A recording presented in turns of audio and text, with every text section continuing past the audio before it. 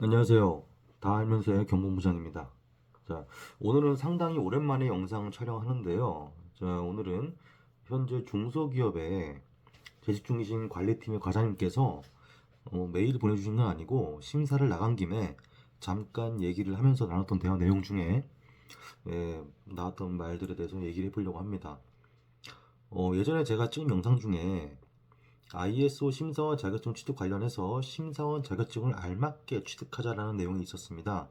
그때 이제 신입사원의 경우에는 내부 심사원이나 심사원 보호를 추천드렸고, 이제 재직자분들 그리고 이제 이직을 생각하시는 분들의 경우에는 심사원 보나 심사원까지를 추천드린다고 했었습니다.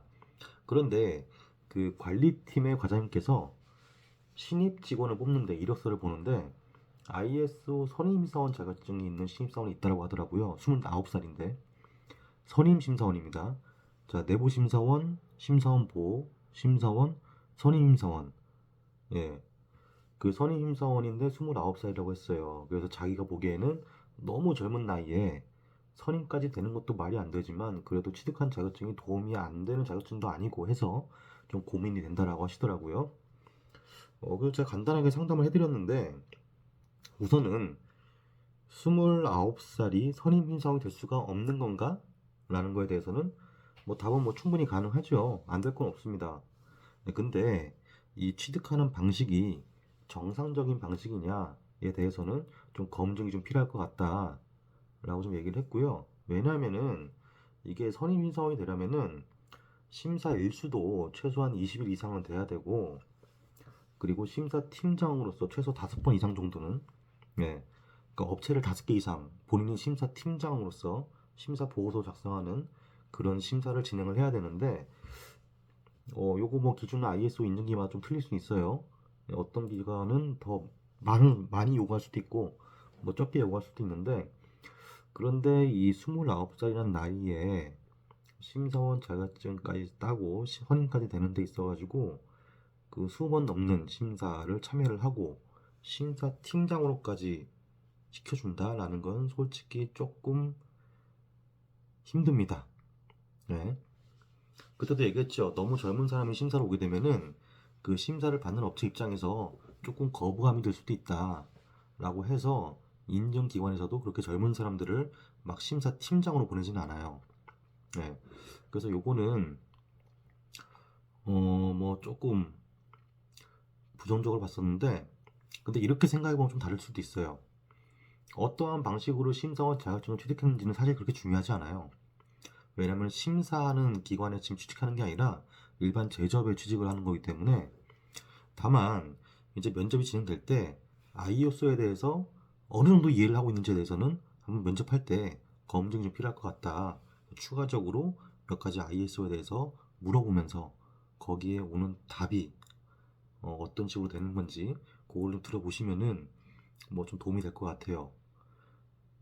심사 능력을 보는 게 아니라 이 사람이 선임인정이 되기까지 어느 정도의 이제 학습을 했고 어느 정도 이해를 했는지에 대해서 좀 볼 필요는 있죠. 왜냐면 신입사원이니까 그만큼 좀 절박하다고 볼 수도 있어요. 신입사원이 얼마나 절박했으면 ISO를 선임까지 취득을 해서 입사 지원을 했는지 그런 것도 예, 조금은 이제 봐야 되겠죠. 이제 무작정 말이 안 된다고 해서 내칠 게 아니에요. 그 친구도 어느 정도 노력을 했을 수도 있어요. 선임까지 취득하기 위해서. 이제 기본적으로 ISO 선임사원 취득하는 게 어렵기 때문에 나이가 젊어 보여서 그렇게 안 될 거라고 생각하는 거지 정말로 그 친구가 힘들게 딸 수도 있잖아요. 그러니까 그거에 대해서는 검증이 좀 필요하다라고 얘기를 했습니다. 그리고 만약에 본인이 공부를 해서 취득한 거라면은 아무래도 회사 입장에서 도움이 될 수밖에 없어요. IS를 취득하고 있는 회사라면은 아무래도 전혀 모르는 상태보다는 업무 파악이 조금은 더 수월해질 수 있다는 거죠. 이건 제 생각입니다. 예. 그래서 제가 저번에 찍은 영상에도 말씀드렸지만 이게 그 본인이 정말로 심사 활동을 해서 취득한 게 아니라면은 이제 보시는 바와 같이 경력에 맞지 않는 자격증은 이제 오히려 의심을 불러올 수도 있다. 라는 거고요. 지금부터는 자격증 얘기는 아니고 이제 취준생분들 혹은 신입사원분들께 해드리는 얘기인데, 이거는 뭐 그냥 편하게 들으시면 돼요. 이게 신입사원분들이 오해하시는 게 한 가지가 있어요. 이게 중소기업이든 대기업이든 여러분들이 입사한 후에 반드시 무언가를 능숙하게 해야 된다는 그런 강박관념을 가지신 분들이 계세요, 간혹 가다가. 근데 대부분 그렇진 않아요. 네. 입사 초기에는 여러분들이 회사에 대해서 파악하고 사람들을 파악하는 데만 최소 한 달에서 세 달 정도 걸릴 거예요. 네. 그리고 한 사람 몫을 하는 데는 이게 반년이 걸릴지 1년이 걸릴지 솔직히 몰라요. 회사 입장에서도. 물론 빠르면 좋겠죠. 뭐 그렇다고 뭐 제가 말하는 게 절대적인 건 아니니까, 이게 신입사원분들이 뭐 편안하게 업무 파악을 하라는 건 절대 아니에요.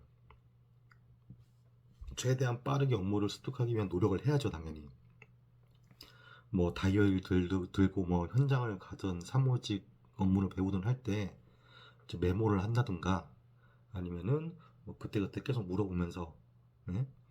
본인이 업무를 최대한 빨리 습득하기 위한 노력을 하고 있다는 걸 보여줘야 돼요. 이거는 뭐 아부 떠는 것도 아니고 당연한 겁니다. 기본적으로 하셔야 되는 거예요. 네. 요즘 같은 경우에는 뭐 핸드폰도 있으니까 녹음을 하시든 사진을 찍든 해서 내가 이거를 업무 시간 이외에도 빨리 습득하기 위해서 회사에 도움을 주기 위해서 노력하고 있다 라는 거를 당연히 보여주셔야 되는 거예요. 이거는 왜냐면은 이제 당신들도 돈을 받기 때문에 그 돈의 액수는 중요하지가 않아요. 그렇다고 제가 뭐 열정페이 얘기하는 건 아니에요. 이거 회사라면은, 회사에서 일하는 사람이라면 당연히 그렇게 처음에는 해야 됩니다. 네. 그 여러분들이 이제 그런 건 있어요. 이제 뭐 뉴스 보면은 이제 아르바이트생이든 뭐 신입사원이든 이제 근로자로서의 권리를 자꾸 이제 노동법으로 바로 찾으려고 하는데, 그 전에 회사에서 지시하는 업무에 플러스해서 이제 본인이 한 구성원으로서 일을 하는데, 그것만 해서 끝나는 게 아니라 본인만 해서 끝나는 게 아니에요. 회사 생활, 사회생활은 업무는 무조건 교집합이 생기기 마련이에요. 내가 이 업무를 하고 딴 팀에서 이 업무를 한다고 해가지고 전혀 동떨어진 일을 하는 게 아니라는 거예요. 다 어떻게든 얽혀 있습니다. 사람이 하는 일이기 때문에. 예. 그래서 그런 것도 당연히 불합리한 게 있을 수도 있어요. 예. 근데 그거를 겪었다고 해서 바로 신고하는 거는, 이거는 말도 안 되는 일이에요. 예. 불합리함을 겪으면은 본인 사수한테 얘기하고, 사수가 이제 그 팀장이나 부서장한테 얘기를 하겠죠. 예. 그렇게 해서 해결이 안 되면 또 경영진한테도 얘기를 해보고, 모든 걸 다 해보고 참고 견뎠는데도 이렇게 뭐가 개선이 안 돼요. 그러면 그때 가서 이제 얘기를 할 수는 있어요. 내가 이것 때문에 힘드니까 이런 생각도 한다라고. 그때 가서 노동법을 찾고 노동청에 신고를 하든 뭘 하든 그때 가서 하는 거예요.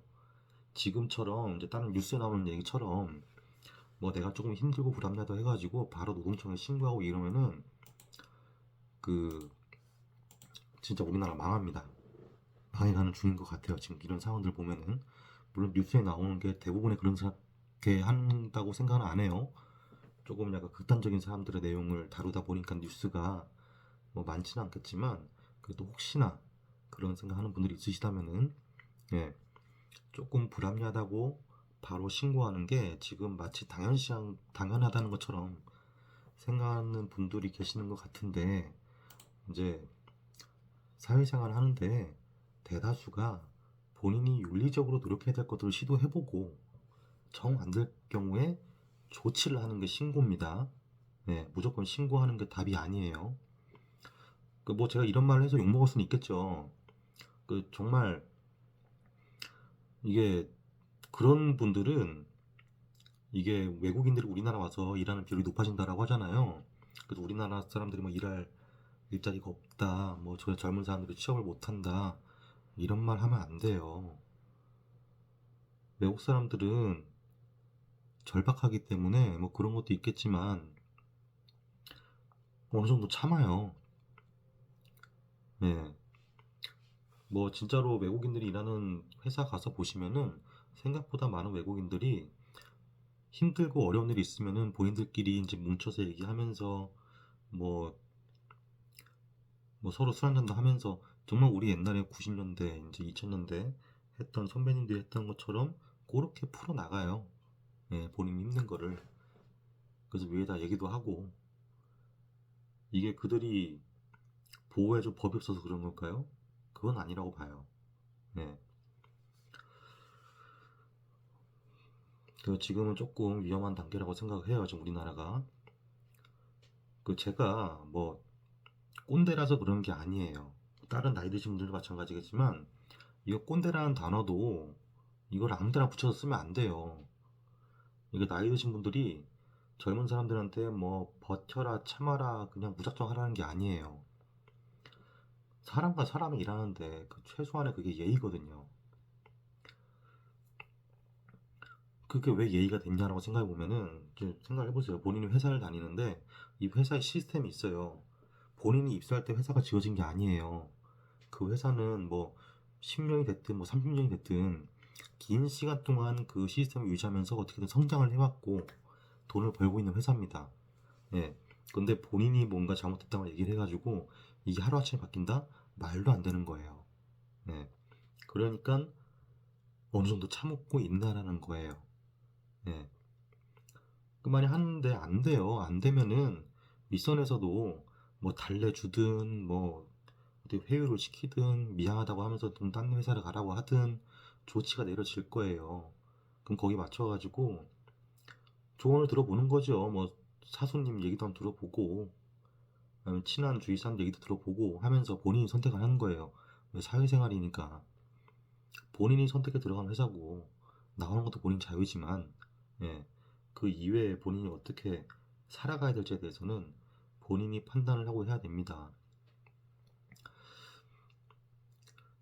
그러니까 그 아르바이트를 하시든 중소기업에 취직을 하시든 일을 하면서 사람들과 부딪혀 보기도 하면서 사람 관계에 대해 어떻게 유지하는지에 대해서 좀 배우시기를 좀 추천을 좀 드려요. 네. 사회에서 기회는 언제 올지 몰라요. 그 여러분들의 그런 사소한 예의와 업무 태도로 인해 한 단계 더 높은 곳으로 갈 수 있는 기회가 생기거나 사람 관계를 유지하거나 더 좋은 관계로 발전할 수 있는 그런 스킬을 쌓을 수 있는 능력이 생기는 거란 걸 꼭 알아주셨으면 합니다. 이건 뭐 제 개인적인 하고 싶었던 말이었어요. 네. 그래서 여러분들 저는 꼭 우리 신입사원분들이든 뭐 취업준비생이시든 이직을 하시든 예, 그런 분들이 다 잘 되셨으면 좋겠어요. 예. 물론 뭐 제가 ISO 인증업을 하다 보니까 좀 더 ISO에 대해서도 경영 시스템에 대해서도 조금 올바른 이제 가치관을 가지시고 회사 생활했으면 더 좋겠죠. 예.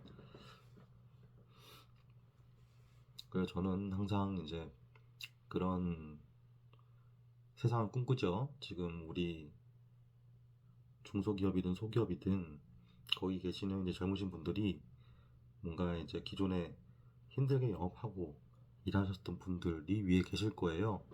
예, 그분들은 이미 많이 지쳐 있을 거예요. 그럴 때 이제 신입으로 들어가신 분들이 좀 제대로 된 인식을 가지고 회사가 좀 더 발전할 수 있는 그런 경영 시스템을 좀 정립할 수 있도록 예, 조금은